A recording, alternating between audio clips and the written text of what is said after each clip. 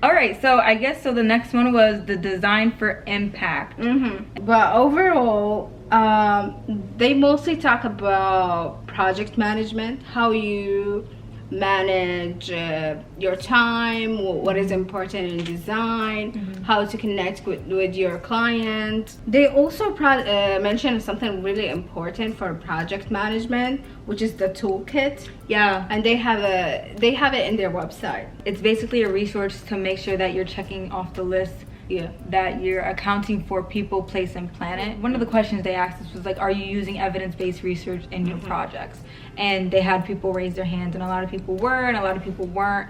And I guess I got the vibe that it's easier to use evidence-based in commercial than it is in residential. So, but mostly whoever in that room for professional, they are working in residential. Yeah. Like residential more than commercial. Yeah, that's what it seemed like. Also, they mentioned something really important: call to action. Call to action, that's a good one. Yeah, it was basically like, how are you going to start implementing this in your design firm as a student? Adopt, utilize. What is the third one? Access, and submit.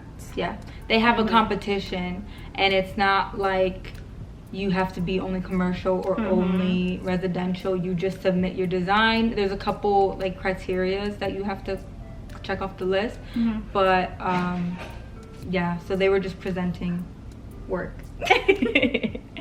Design is an instrument of social change and is the change for the greater good. So I really like that piece that they said. You basically said everything.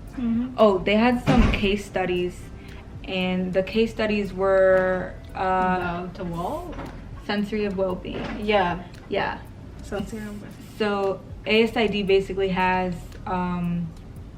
like online schooling and classes, and so I actually took this class, so I kind of knew this case study a little bit.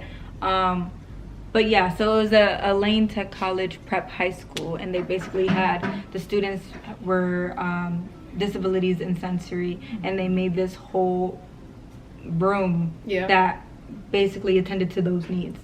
And they tested it, and they got evidence-based research. And so that was just a case study to show us that like it is possible to do that, and that you should be implementing that in every single design you do.